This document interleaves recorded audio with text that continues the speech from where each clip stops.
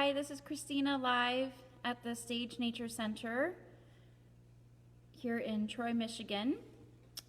And I'm going to give us just a few moments to let people have a chance to sign in here, and then we'll get started.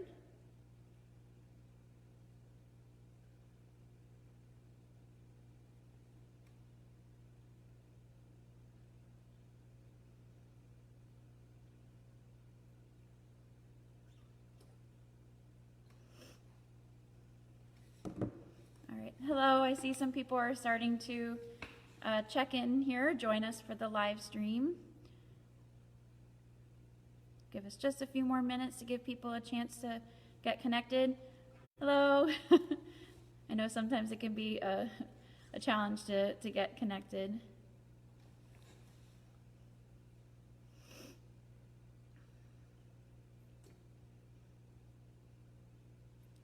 Hi.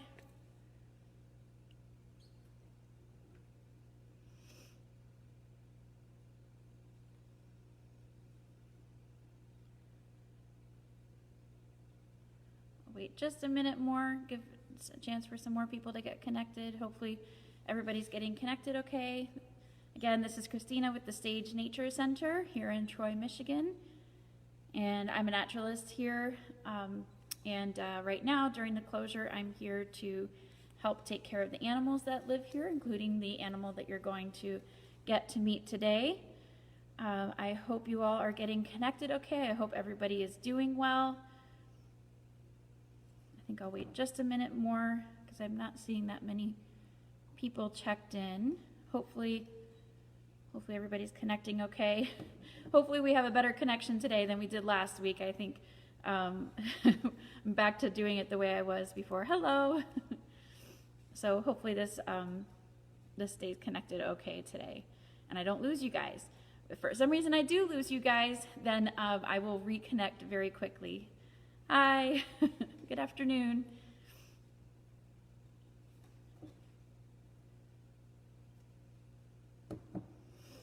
All right. Well, I'll go ahead and get started since I see some more people are joining us. I'll say again, my name is Christina. I'm a naturalist here at the Stage Nature Center, and which is here in Troy, Michigan. I'm glad you guys could join us, and I hope everybody is staying healthy, doing relatively well as can be expected, hopefully getting out a little bit, and while practicing social distancing is very important.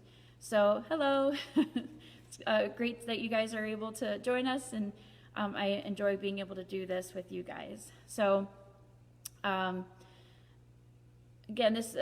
I'm at the Stage Nature Center, and I am here to take care of the animals that live here at the Stage Nature Center. Still continue to feed them and clean their cages and give them some exercise time. So even though we're closed, these animals that live here to help teach people about these wonderful animals are still here and need our care. So I'm here, and since I'm here, it gives me the opportunity to still continue to share some things about nature and about stage and the environment with you, so I'm happy to be able to do that. Just a couple of things, get the business out of the way first. In case you don't know, our building right now is closed, and at this time it will continue to be closed through the end of May. So at this time we will be reopening on June 2nd if everything goes as planned, but of course that may change as the situation changes, so just keep watching our website and our Facebook page to look for those updates. The trails are open dawn to dusk, and right now is a great time for you to get out on the trails. Just remember to please practice social distancing. Make sure that you're staying at least 6 feet apart while you're out on the trails, and giving people that room and being respectful of that. We should have enough room out here for you guys to do that. On some of our nicer days, it's been quite busy with people on the trails, which is excellent. But again, please remember to practice safe social distancing and also practice the rules of the trail. I know we have a lot of new people getting out here, which is amazing, but just as a reminder, dogs aren't allowed on the trails, bicycles are not allowed on the trails, running and those kind of activities are not allowed on the trails. We're a nature preserve and we have a lot of wildlife here, And one way we're able to see that wildlife so easily is that these animals have a safer environment for them to live in that doesn't have a lot of the disruptions that other places might. So we try to keep it that way for them. So we ask that you follow those guidelines. And especially right now, with us being limited in staff, also to please make sure that the trails stay clean and that you're picking up garbage if you drop anything, or make sure you take everything back with you if that you take with you out on the trail. So we also want to remind you or let you know, if this is your first time joining us, that our programs continue to be canceled. Right now we have canceled our programs through the end of May to give this situation with the coronavirus a chance to work itself out with the guidelines from the governor and from the government. And also, while we have limited staff and resources, we're going to continue to cancel our programs right now, like I said, through the end of May. We are a nonprofit organization. The Troy Nature Society, which is who I work for, is the organization that manages the Stage Nature Center and does all the programming. So a main part of our funds are fees from programs.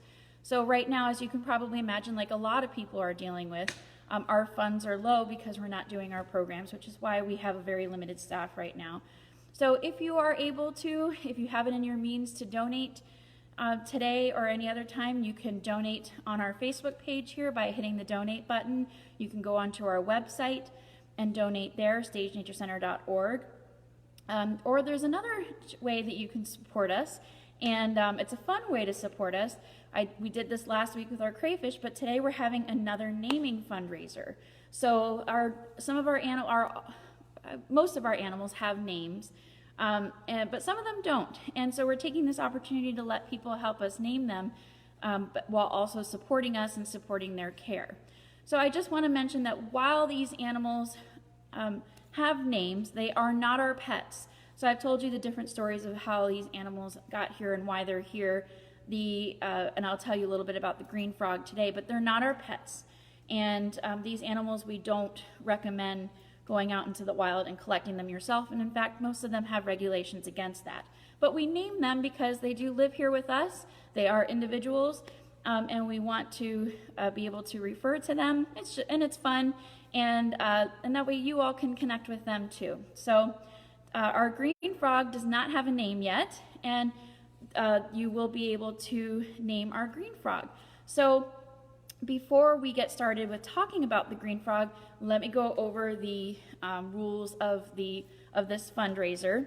If you missed this part or you need to refer to the instructions later, you can go back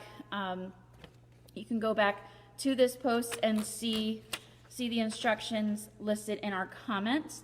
The instructions will also be on our website and will be on this Facebook page. So we're going to be doing this fundraiser as a bidding contest rather than donations. Last week we did donations where people donated, and then whoever donated the highest amount got to name the animal. This week we're going to do it as bids. So that way people have a chance to see what other people are bidding the amounts, and they have a chance to outbid for fun, and whoever is the highest bidder will be the one who will get to name the green frog. So the way this is going to work is that you can put your bid, the amount that you're bidding, in the comments as part of this live Facebook post. You're going to put the amount that you're bidding starting today, and you can do this all the way through this coming Thursday, April 30th, up until noon on Thursday. So you'll put your bids in, and then the highest bid received by 12 p.m. on Thursday will have the opportunity to name the green frog. And then the winning bidder will be announced on Friday, this coming Friday, May 1st, during the Facebook Live program at 1 p.m. So you're going to post the amount that you're bidding as a comment in this post, as a public comment. You want others to be able to see you, so that way if somebody else wants to bid, they can bid higher than you. And then you can also go back and put a higher bid in if you want to. So you're going to do that as a public comment here in this post so everybody can see you. And then you can do this all the way through Thursday. By 12 p.m. on Thursday, you can go back and put in higher bids, or you can put in a bid. If someone else's places a higher bid, like I said, you can try to outbid them. And then the other step we need you to take is we need you to send us a private message on Facebook with the amount that you are bidding, your contact info, your phone number and email, and the name you would like to give the green frog. So that way, if you are the highest bidder, we can then contact you. We can then contact you about your winning the bid and winning the opportunity to name the green frog, and also contact you about payment information. So whoever the winning bidder is will be contacted with how to make payment, and the winning bidder will receive online payment instructions this Thursday, April 30th, after the bidding period closes, and then again the winning bidder will be announced on Friday. So I hope that makes sense. We're trying something a little bit different this week than last week, just to make it a little bit more fun, give people a chance to put in some different amounts to name the green frog, and we'll see how that goes. So we would love it if you would like to participate. Again, that will help with the care of the green frog and all of our other animals that are here. And of course, you'll have the opportunity to, when we reopen, to see the animal that you named. And we can also send you some pictures as well. All right, so with that said, let's talk a little bit about our frogs. So we met before some other frogs that live here at the Nature Center. We've met our gray tree frogs, Patrick and Peyton. We've met our toad, actually, our American toad, Rosie. So those are some of the other amphibians that we have here at the Nature Center. And the green frog is another one. Other than this green frog, we have one other frog, a leopard frog, which you'll be meeting in another post, and we'll also have a naming fundraiser for that one. But today we're going to be meeting our green frog. Let me go ahead. I'm going to see if he'll let me hold him for a second so you can see him. I'm not going to hold him for too long because he's very jumpy and he is slippery, especially when he's wet, and we like to keep him moist because of their skin. Amphibians have very thin skin that's easily penetrated, and so they need to be able to keep their skin moist so that way their skin can stay healthy. So let me see if he'll let me hold him here for just a second. He is a handful, quite literally. All right, let's see. Okay, he is a bit squirmy. All right, I think I've got him here. There he is. Whoops.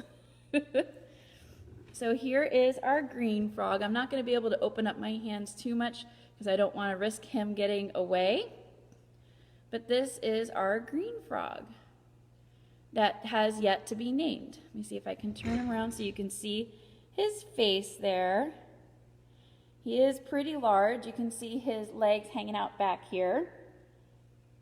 Let me see if I can turn him this way. So I hold the hind legs the way I'm holding them because it's the easiest way to hold them without letting them jump away. He is pretty used to being handled, but he still tries to squirm away, and since they like to stay wet, it can be kind of difficult to keep them in the hand without them jumping away. So this is our green frog. A couple things I want to point out is right there behind the eyes, you see this really big circle. That's called the tympanic membrane, and that's basically their eardrum.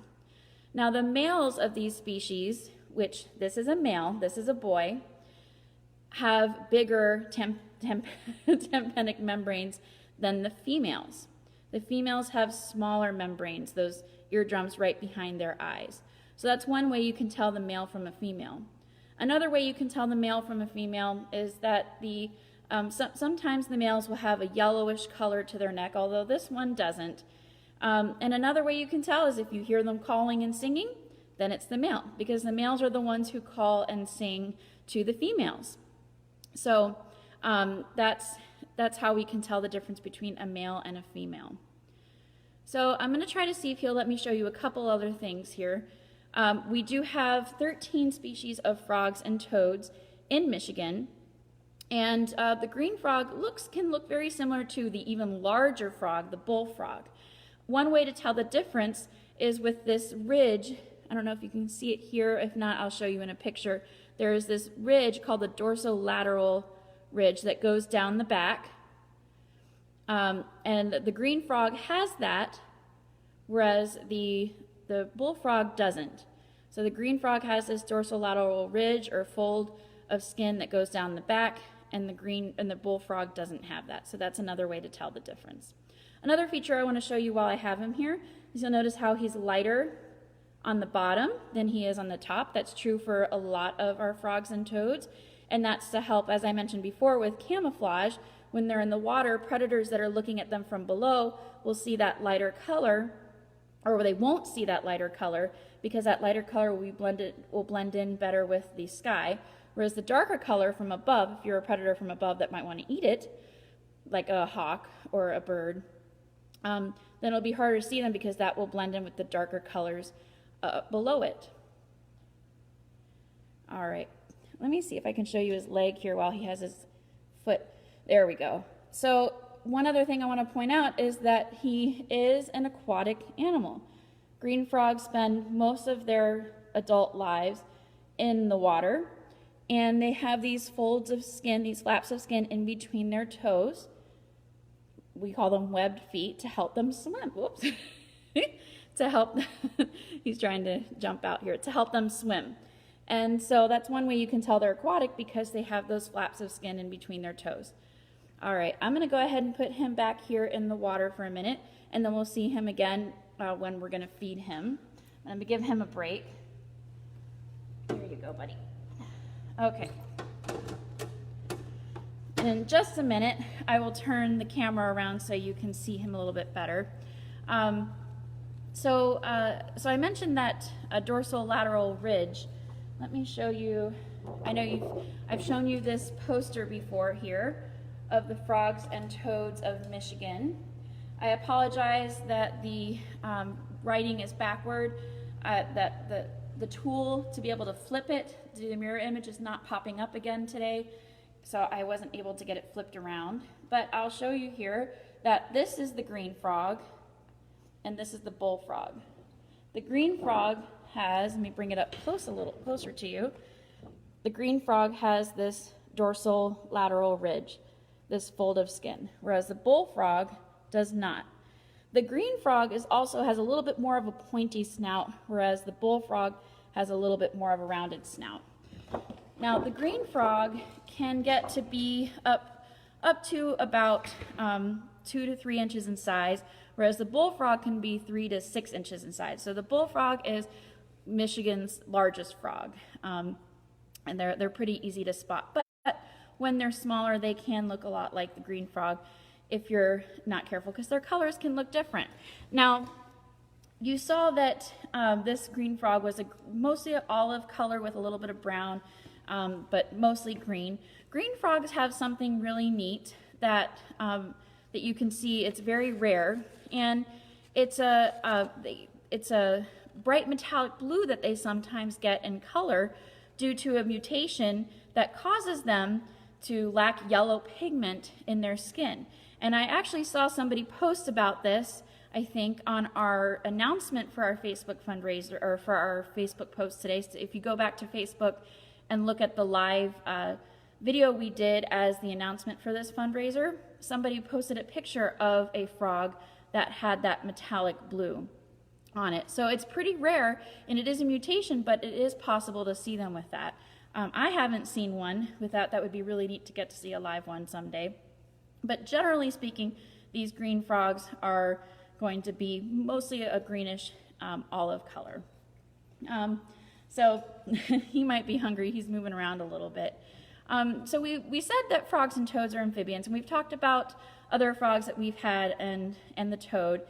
We mentioned that amphibians start their life typically out in the water, and they go through a metamorphosis. They go through this change, and they grow legs, and then they move on to land. So where did I put it? Let me show you this. So frogs, they start off with eggs like this. Now, frog eggs are very jelly-like and very kind of squishy actually. They're laid in the water. I mentioned before that toad eggs are laid in strings, whereas frogs are laid in these masses. And so that's one way you can tell the difference between toad eggs and frog eggs, is that frog eggs are laid in masses. Now, to show you a little bit what it looks like in a real picture, let's see if you can see this okay. So here is a mass of eggs that are on a stick here that somebody's holding. And again, you'll see this in the pond. And that's kind of like what a lot of different frog eggs look like. Now, another amphibian that also lays jelly-like eggs that we haven't talked about yet are salamanders. I know I've mentioned toads, but we also have salamanders here in Michigan. I'm going to show you this really quickly. Some of the more common salamanders you're going to see are the red-backed salamander right there. The eastern tiger salamander is another one that people are more likely to see. The spotted salamander. So salamanders are amphibians like frogs and toads. They have that very thin skin that is easily penetrable, but their eggs are a little bit different. So here I'm going to show you a picture. On this side are some frog eggs.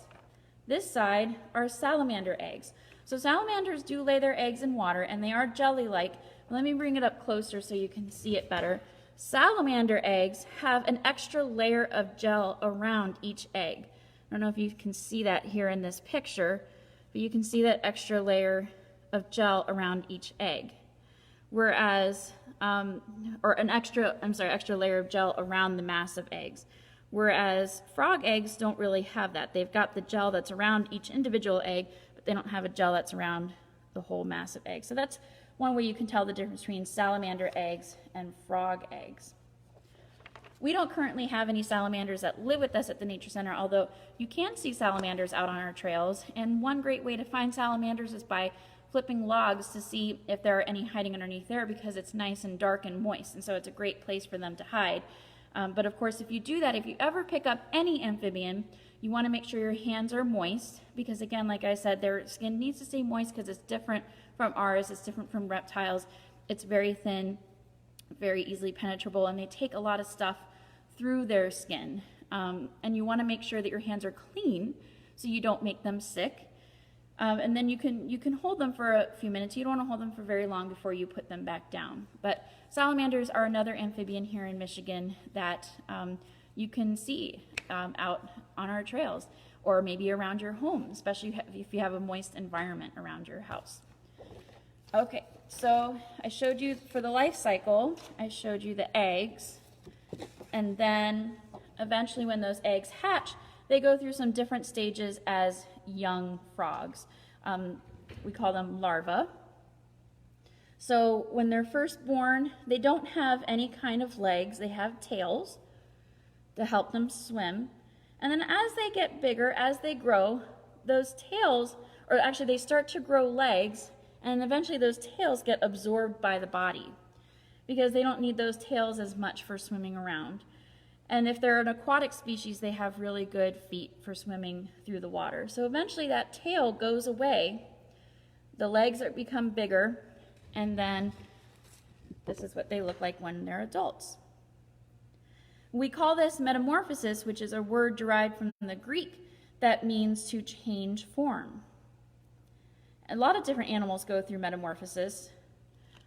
Frogs and toads and amphibians are one of those that look a lot different as babies when they're tadpoles than they look as adults. A lot of reptiles, like we mentioned the past times when we talked about our turtles and our snakes, they look very similar to their adult form. They look almost like exact copies, or just a lot smaller. But frogs and toads go through this metamorphosis where they look quite different from when they're babies and when they're adults.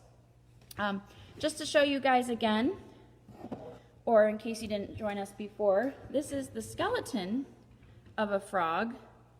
So frogs and toads do have legs that are meant for jumping. Toads don't have nearly as long of legs as frogs because they don't do really big leaps.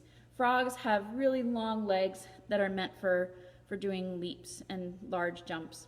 Another thing that makes frogs and toads different is that they don't have ribs like we do. They do have a vertebrae, but they don't have ribs like we do. Frogs typically have smooth skin, whereas toads have warty skin. And the green frog today that you saw does have smooth skin. He does have some bumps on it, but it's not nearly as bumpy, I would say, as our toad, and not as dry. All right. So I think what we're going to do now is, I think he's probably ready for some food.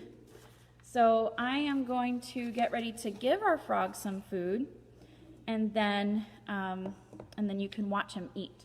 So give me just a second. I'm going to get this ready over here.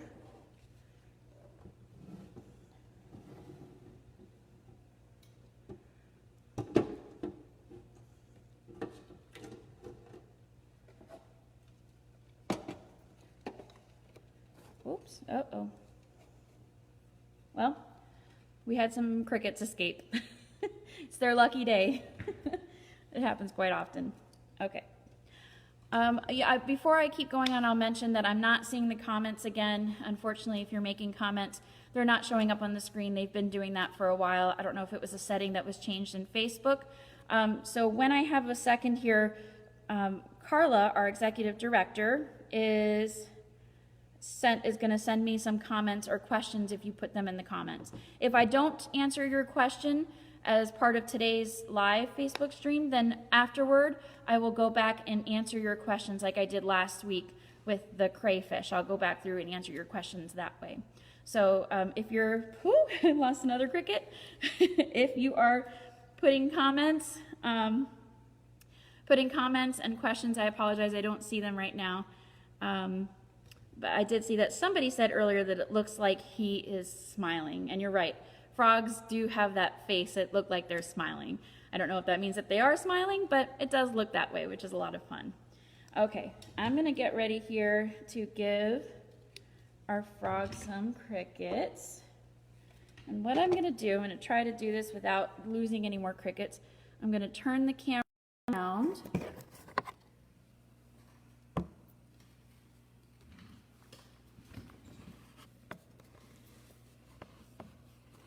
And I'm just going to put it up here for just a second like that. Oops. Okay. Sorry about that. Okay.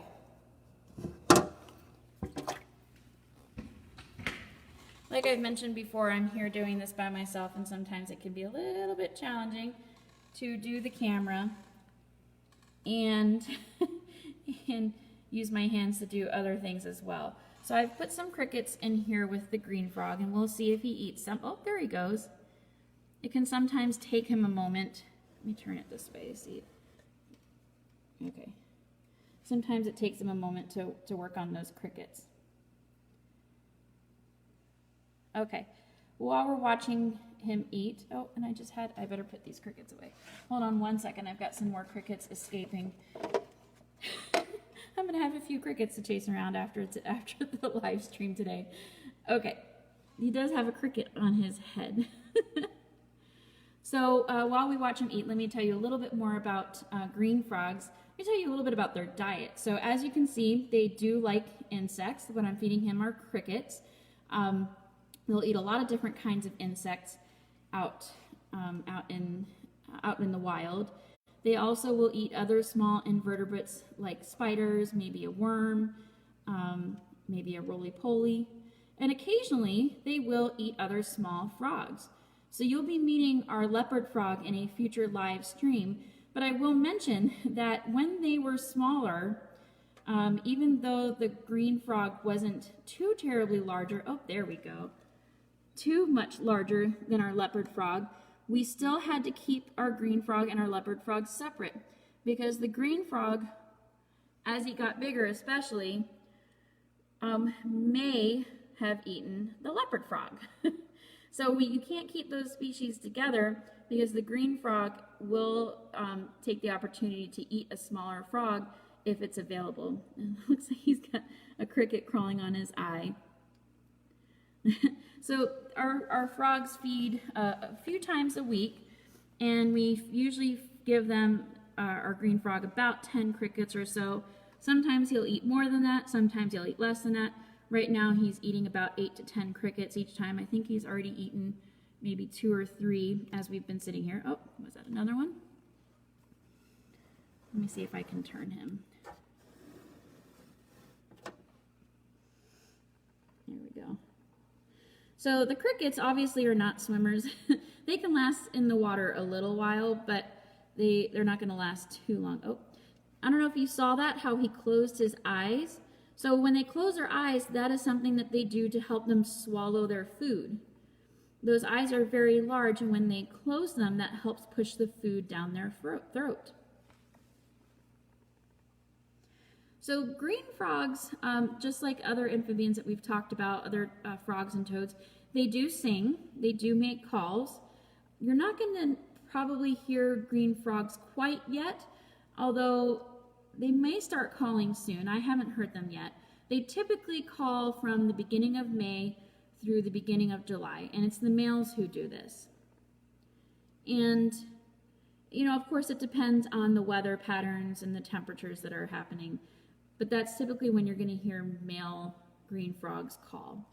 While we're kind of sitting here watching him, I'm going to play his call for you so you can hear it.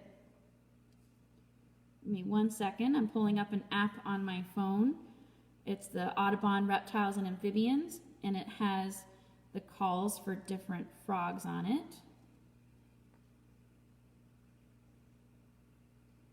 Let's see here. Okay, here we go.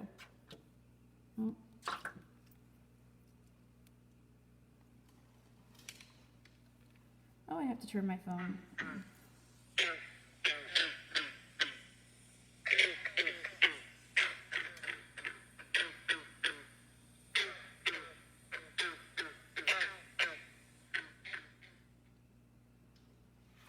I'm going to play that one more time.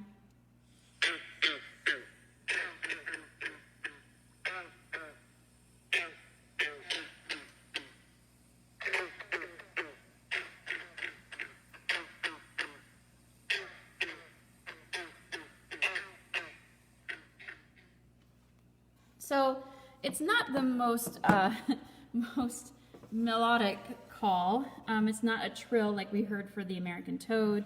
Some people think it sounds like somebody plucking strings on a banjo. That's one way you can identify their call.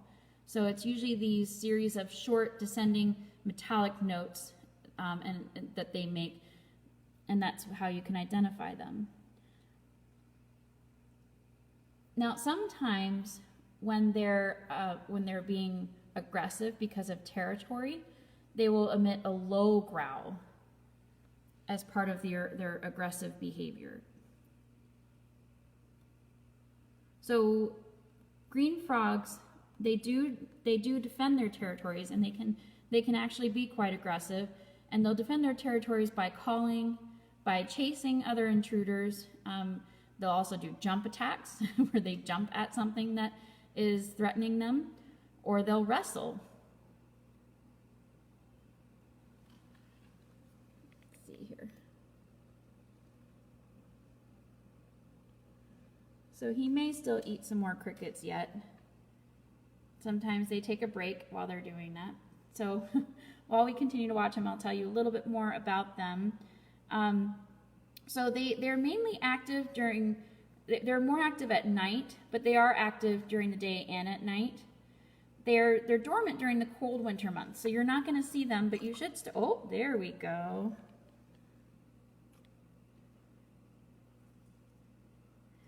But you may start seeing them anytime now as the temperatures warm up. They're dormant, and they go down underneath the ponds into the dirt where they can stay warm.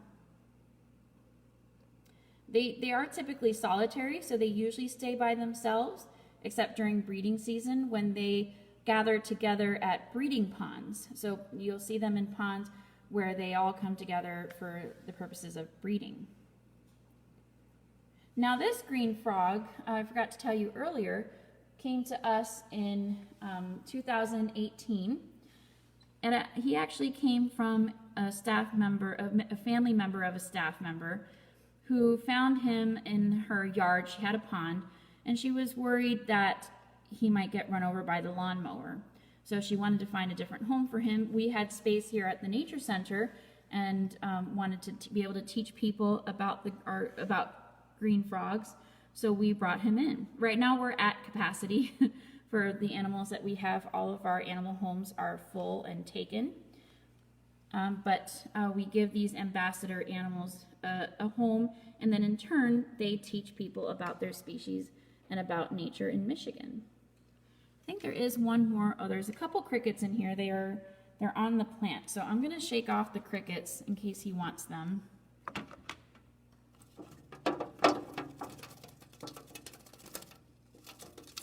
Oops. Actually, I'm going to take out the plant for a second. Here we go. I wondered what happened to all the crickets. I didn't think he ate all of them yet, but they were hiding. So typically green frogs, they breed May through July, and the females will lay 1,000 to 5,000 eggs in those large floating masses in the water, like the picture that I showed you earlier. And the tadpoles, oops, did he get one? The tadpoles usually hatch in 3 to 5 days, but they can take 2 seasons, so 2 years. Oh, there we go. 2 years to develop. So if you find a tadpole, a green frog tadpole, it could be a 2-year-old tadpole, because it can take them, or a year-old tadpole, I'm sorry, that takes them 2 seasons. So it can take them 2 summer seasons to develop. I think I have a question coming in. How can you tell the females from the males? So earlier I showed a close-up on the video camera, so if you have a chance you can look back at that, but you can actually see it pretty well here. Right behind his eyes he's got these big circles. Those are called tympanic membranes. Those are their eardrums. The males have larger eardrums or larger tympanic membranes than the females.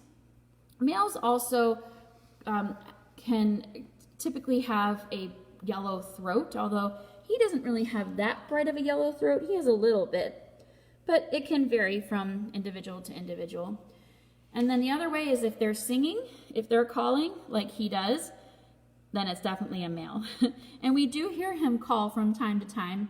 All of a sudden we'll hear this loud kind of that banjo sound in the Nature Center. And he did call he did call throughout the winter too, but when they're inside, sometimes their cycles are a little bit different from what they would be in the wild.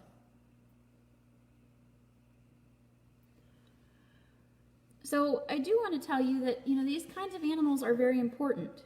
Many gardeners, they like to have frogs and toads because they'll eat a lot of insects around their house. Another importance of these guys is that they are great indicators of how the environment is doing. I mentioned earlier that they have very thin skin that's easily penetrable, which means that chemicals and poisons easily go through their skin. So if something is in the environment, like a pollutant is introduced into the environment and you see a die-off of frogs and toads and other amphibians, that's usually a good indicator that something has changed in the environment and that maybe there's a pollutant in the environment now, or that's there now that wasn't there before. I think you tried to get that cricket and missed it. So they are excellent indicators of how the environment is doing. So it's definitely recommended to try to encourage having these guys around your home because they're a great part of the food chain. Again, they eat a lot of insects, but they also indicate how the environment is doing. I had somebody ask a question, how long can they go without food? Well, it depends on what time of year it is. During the summer when they're really active, like now, then they eat every couple days or every few days or so. They don't have to eat every day like we do because they are cold-blooded, which means that they can't make their own body heat. But because they're cold-blooded, they don't have to eat as often as we do because the act of eating helps our body turn that food into energy and helps us warm our bodies. That's what warm-blooded animals use that food for, and it helps warm their bodies. Warm-blooded creatures like us. But cold-blooded creatures like this frog, that's one benefit to being cold-blooded, is that you don't have to eat as often. But that does mean that during the summertime, you'll see they are trying to soak up heat from the sun, but that's why during the wintertime, they will often lie dormant. They'll hibernate essentially in areas where they can stay safe because they're not eating. There aren't any insects out during the wintertime, and they need to do that because there's maybe not the heat and the sun necessary for them to stay alive. So some frogs and toads, they slow their bodies way down, and is he gonna eat it? Oh, he got it. And so they slow their bodies way down so that way they can survive the winter and they're not needing any food. Some frogs will actually let their bodies freeze, most of their body freeze, and they have, or their body freeze, but not their blood. They have an antifreeze in their blood that keeps the blood from freezing, but the rest of the body will freeze, and then in the springtime they'll actually thaw out. So during the winter time, and these amphibians aren't eating at all, so they can go several months without eating. They're living off of the fat that they have stored up in their bodies to survive the winter time. So green frogs, they occur statewide in Michigan, and they like areas like, they like permanent ponds, lakes, they like wooded swamps, also stream banks if you have a stream or a river going through your area. So something you can do at your home is if you have a pond, that's a great environment for them. But you want to make sure that if you do that you are not, that if you're trying to encourage these amphibians around your house, that you're not using pesticides and fertilizer around your property, because that can make these animals very sick. Something else you can do is you can volunteer to help with spring frog and toad surveys. I mentioned this before, where you can learn their calls and report back to different organizations if you're hearing them, and that helps keep track of their populations. So the Michigan Department of Natural Resources does a frog and toad survey. Friends of the Rouge does a frog and toad survey. There's different ways you can do this, and it's really not that hard. It's something that you can even do right now while you're in quarantine, because all you're really doing is going outside and listening for their calls and reporting if you're hearing them. So you can do this while social distancing. Something you can do to help give them food sources is you can plant some fragrant night blooming plants that will attract moth pollinators. They like insects, so they will eat moths. And then as far as giving them some more habitat, you can maintain some compost piles around your house. They do like those, rock piles, and non-mortared stone fences. These types of areas make great shelters for amphibians.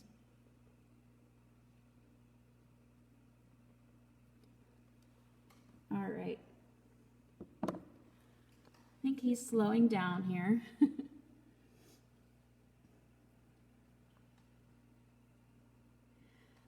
I'm going to give us a chance. Again, I'm not seeing the comments come in, but if anybody has a question, I am getting texts from our director, from Carla, giving me questions. So if anybody has a question that they want to ask, you can feel free to put that in there. Some other things you can do to help frogs is you can report sightings that you have of them to the MichiganHerpAtlas.org. And that's kind of like doing the frog and toad survey. You're reporting their sightings to help keep track of their populations. All right, I'm going to turn the camera back around here. I think he has slowed down a little bit. Okay. And actually, I'm going to turn the camera around one more time so you can see where he lives. This is his tank. And this is his aquatic environment. He's got a couple of filters to help keep the water clean. He's got plenty of places that he can relax on. And what I think I'm going to do now is I'm going to put him back in the tank, and you can see him go back into his aquatic environment here. So I'm going to have to put the camera down for just a second. Actually, what I'll do here is what I tried to do before. I'll pull the camera over so you can see it, and then I'll go put him back in his home. So I'm going to bring this over here.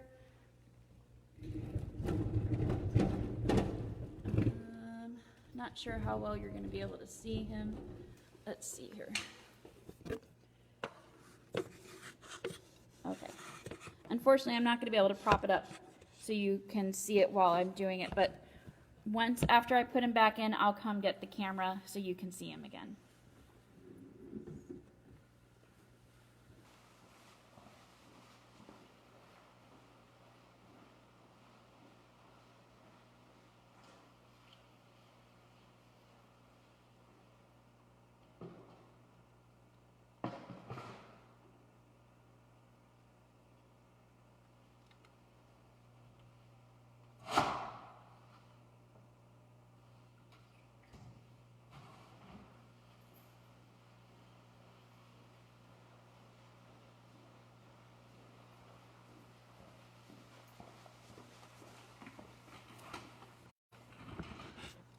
Okay, let me turn the camera back around here.